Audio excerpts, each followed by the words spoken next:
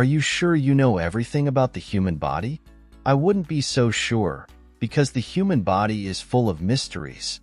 As you have already realized, I have prepared for you 10 facts about the human body. Make yourself comfortable and let's go. Did you know that the human body has 12 pairs of ribs? Most people have 24 ribs, with 12 on each side of the body. There is no evidence to show that there is a difference between males and females. Some people are born with more than 24 ribs. These extra ribs are called supernumerary ribs. When people are born with less than 24 ribs, it is called agenesis of the ribs. To get an idea of how many people had an unusual number of ribs, researchers carried out a study on 188 pregnant women who were each carrying a single fetus. The study revealed that 92% of fetuses had a normal amount of ribs, 5.3% had fewer, and 2.7% had more. The first 7 sets of ribs are called true ribs. Costal cartilage anchors them to the edge of the sternum, or breastbone, in the middle of the chest at the front of the body. These ribs attach to the thoracic vertebra of the spinal column in the back. Ribs 8 to 10 are known as false ribs. These do not connect to the sternum individually. Instead, costal cartilage anchors them to the ribs above them. They collectively share a cartilage connection to the sternum by blending into the cartilage of rib 7. These ribs also connect to the thoracic vertebrae in the back. Sets 11 and 12 are floating ribs, and they only connect to the thoracic vertebrae of the spinal column in the back. It is the flexible costal cartilage that allows the ribs to expand when people take deep breaths. Let's talk about unique people that have extra ribs. Supernumerary ribs occur in about 0.5% of the population. Typically, they develop on the last vertebra of the neck, the 7th cervical vertebra, above the normal first rib. They are called cervical ribs, and they usually develop in pairs, although some people may only have one cervical rib. Supernumerary ribs can also grow out of the lumbar spine below rib 12, but this only develops in about 1% of the population. Much of the time, cervical ribs do not cause any symptoms. However, they can press on and constrict nerves and blood vessels, which can create a condition called thoracic outlet syndrome. The ribs have 2 essential functions. They protect the vital organs found in the chest, including the heart, lungs, part of the liver, and spleen. They maintain space in the chest, so the lungs can expand and contract during the breathing process.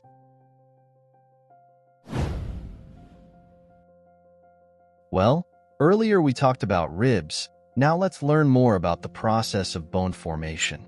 The process of bone formation in the human body is known as ossification. The terms osteogenesis and ossification are often used synonymously to indicate the process of bone formation. Parts of the skeleton form during the first few weeks after conception. By the end of the 8th week after conception, the skeletal pattern is formed in cartilage and connective tissue membranes, and ossification begins. Bone development continues throughout adulthood. Even after adult stature is attained, bone development continues for repair of fractures and for remodeling to meet changing lifestyles. Osteoblasts, osteocytes, and osteoclasts are the 3 cell types involved in the development, growth, and remodeling of bones. Osteoblasts are bone-forming cells. Osteocytes are mature bone cells, and osteoclasts break down and reabsorb bone. There are 2 types of ossification: intramembranous and endochondral. Intramembranous ossification involves the replacement of sheet-like connective tissue membranes with bony tissue. Bones formed in this manner are called intramembranous bones. They include certain flat bones of the skull and some of the irregular bones. The future bones are first formed as connective tissue membranes. Osteoblasts migrate to the membranes and deposit bony matrix around themselves. When the osteoblasts are surrounded by matrix, they are called osteocytes. Endochondral ossification involves the replacement of hyaline cartilage with bony tissue. Most of the bones of the skeleton are formed in this manner. These bones are called endochondral bones. In this process, The future bones are first formed as hyaline cartilage models. During the 3rd month after conception, the perichondrium that surrounds the hyaline cartilage models becomes infiltrated with blood vessels and osteoblasts and changes into a periosteum. The osteoblasts form a collar of compact bone around the diaphysis. At the same time, the cartilage in the center of the diaphysis begins to disintegrate. Osteoblasts penetrate the disintegrating cartilage and replace it with spongy bone. This forms a primary ossification center. Ossification continues from this center toward the ends of the bones. After spongy bone is formed in the diaphysis, osteoclasts break down the newly formed bone to open up the medullary cavity. The cartilage in the epiphyses continues to grow, so the developing bone increases in length. Later, usually after birth, secondary ossification centers form in the epiphyses. Ossification in the epiphyses is similar to that in the diaphysis, except that the spongy bone is retained instead of being broken down to form a medullary cavity. When secondary ossification is complete, the hyaline cartilage is totally replaced by bone except in 2 areas. A region of hyaline cartilage remains over the surface of the epiphysis as the articular cartilage, and another area of cartilage remains between the epiphysis and diaphysis. This is the epiphyseal plate or growth region. Continuing to learn more about bones, only now it's the little ones. The human baby has around 270 bones at birth, but many fuse together as they grow. Babies are born with around 300 bones, but some of these will fuse together with age. By adulthood, they'll have just over 200 bones. It may be difficult to imagine when looking at a tiny newborn baby, but that infant has around 300 bones, and those bones are growing and changing shape every day. Adults, on the other hand, have 206 bones, which make up about 15% of their body weight. Most bones are made of several layers of tissue. First, periosteum, the thick membrane on the outer surface of the bone. Second, compact bone, the smooth, hard layer that's seen in the bones of a skeleton. Third, cancellous, sponge-like tissue within the compact bone. Fourth, bone marrow, the jelly-like core of the bones that makes blood cells. As your baby grows into childhood, much of that cartilage will be replaced by actual bone. But something else happens, which explains why 300 bones at birth become 206 bones by adulthood. Many of your baby's bones will fuse together, which means the actual number of bones will decrease. The space that separates the ends of 2 bones that eventually fuse is also cartilage, like the tissue you have in the tip of your nose. The fusing of bones occurs throughout the body. You may notice that there are 1 or more soft spaces in between the bones in your baby's skull. These soft spots may even freak you out a bit, but they're perfectly normal. They're called fontanelles, and they'll eventually close as bones grow together. Replacing cartilage with fused bone begins when tiny blood vessels, called capillaries, deliver nutrient-rich blood to osteoblasts, the cells that form bones. Osteoblasts create bone that covers cartilage at first, and then ultimately replaces it. Then, bone growth in children occurs at the ends of many bones, which have growth plates. The growing tissue in each plate determines the final size and shape of the bone. When a person stops growing, the growth plates close. Growth plates are weaker than other parts of your child's skeleton, and are therefore more susceptible to fractures and other injuries. This is why a fall off a bicycle may land your kid in a cast, whereas you can take a similar fall and just have a bruise, perhaps on your body as well as your ego.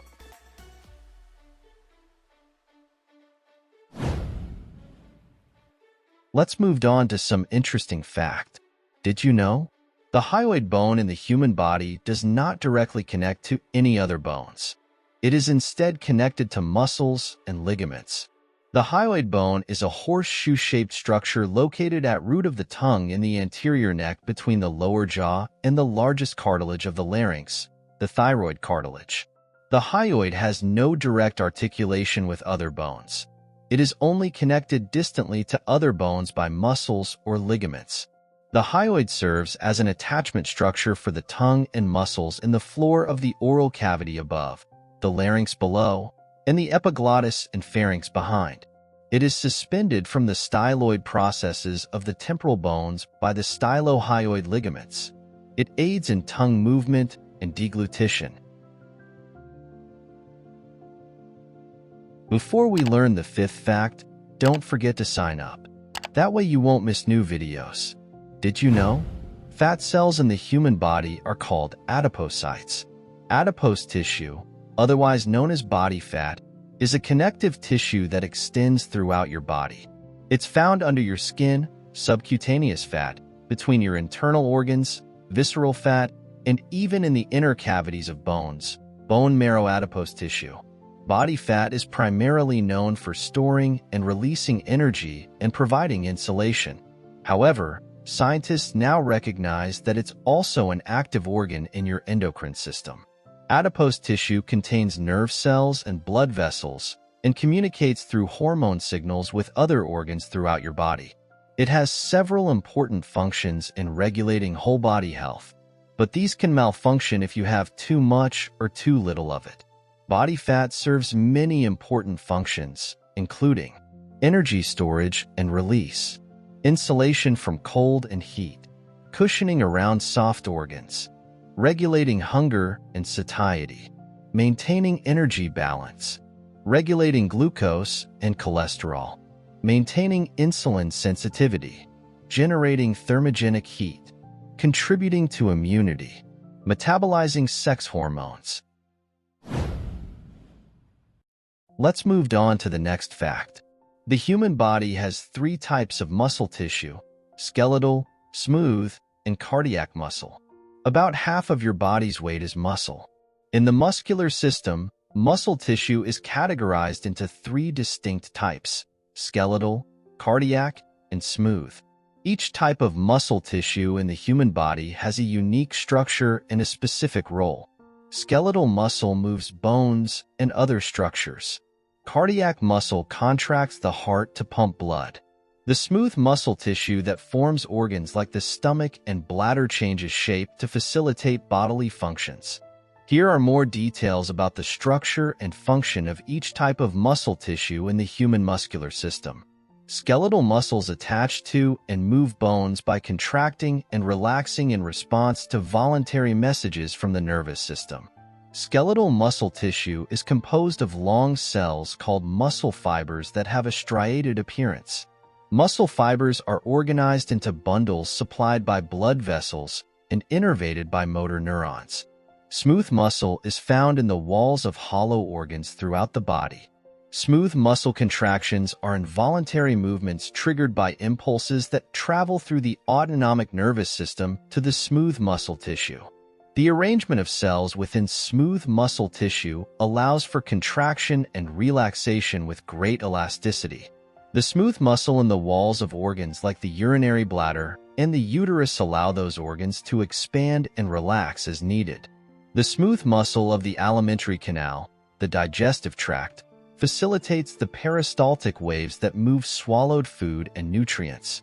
In the eye, smooth muscle changes the shape of the lens to bring objects into focus. Artery walls include smooth muscle that relaxes and contracts to move blood through the body.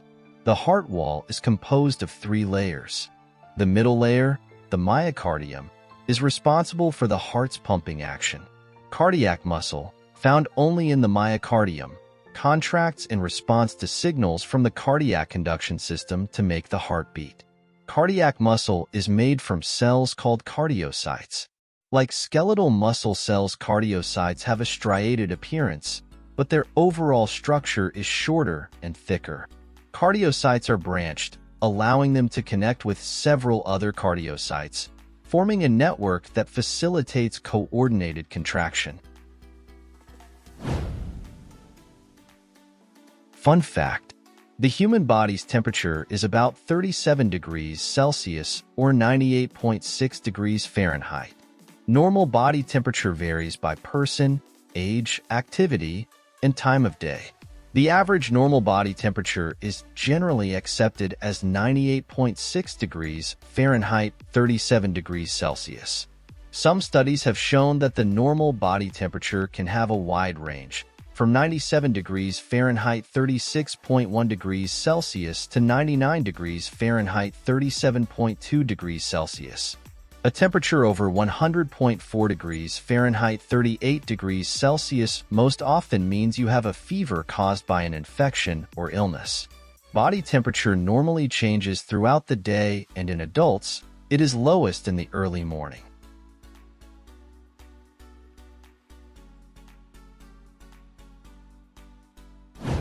Did you know that there are 33 vertebrae in the human body? 7 cervical, 12 thoracic, 5 lumbar, 5 sacral, and 4 coccygeal. The vertebral column, also known as the spinal column, is the central axis of the skeleton in all vertebrates. The vertebral column provides attachments to muscles, supports the trunk, protects the spinal cord and nerve roots, and serves as a site for hemopoiesis. The mammalian vertebral column consists of 5 morphologically differentiated groups of vertebrae: cervical, thoracic, lumbar, sacral, and coccygeal, caudal. In humans, the vertebral column usually consists of 33 vertebrae, placed in series and connected by ligaments and intervertebral discs. However, the number of vertebrae can vary between 32 and 35. Usually there are 7 cervical, 12 thoracic, 5 lumbar, 5 sacral, and 4 caudal, coccygeal, vertebrae. In humans, the length of the vertebral column is 71 centimeters in males and 61 centimeters in females. The vertebral column is involved with many functions that are essential to the normal kinesiology of the body. Its semi-rigid structure provides a stable axis for the entire trunk, head, and neck, and, indirectly, the upper extremities. In addition, the vertebral column serves as the primary source of protection for the delicate spinal cord and exiting spinal nerves from the atlas to the lower sacrum. Fractures or dislocations anywhere along the vertebral column can result in spinal cord injury and subsequent quadriplegia or paraplegia. The joints and vertebrae of the cranial end of the vertebral column are highly specialized. The atlanto-occipital, atlantoaxial, and intracervical joints interact to provide extensive three-dimensional placement of the head and neck, which is essential for optimal spatial orientation of the special senses. In fact, range of motion of the craniocervical region exceeds that of any other region of the vertebral column. The highly specialized muscles that control fine movements in the craniocervical region often become painful and inflamed when stressed as a result of poor posture, cervical arthritis, or compressed exiting spinal nerves. The smallest muscle in the human body is the stapedius muscle in the middle ear. The stapedius muscle is a muscle within the ear that stabilizes the stapes bone of the inner ear. It's the smallest skeletal muscle in the body and plays an important role in hearing. Shaped like a sickle, the stapedius muscle is often described as the smallest skeletal muscle in the human body. However, some sources suggest its average size may be larger than the often cited 1 millimeter length. The stapedius muscle is located inside the ear cavity, specifically inside the tympanic cavity, in the middle portion of the ear.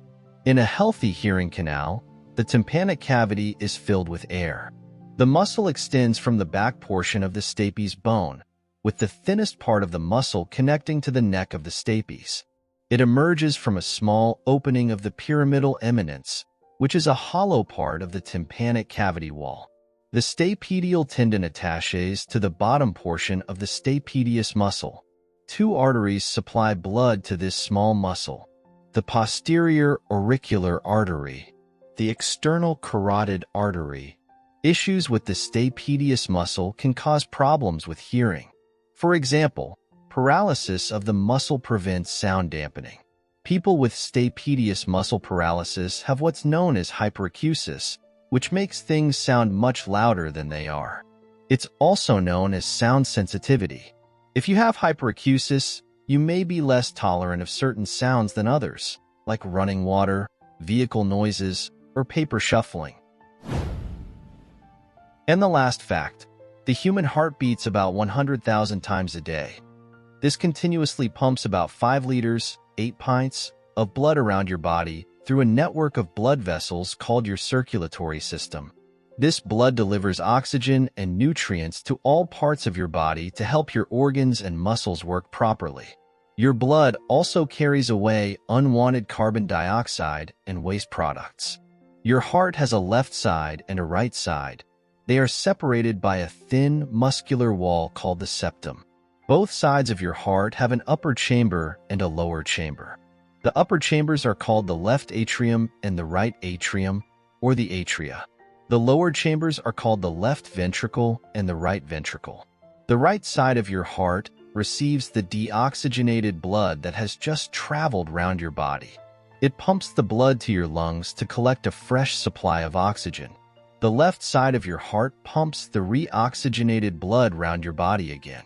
Your heart muscle is made up of 3 layers of tissue. Heart chambers diagram. Pericardium, a thin, outer lining that protects and surrounds your heart. Myocardium, a thick, muscular middle layer that contracts and relaxes to pump blood around of your heart.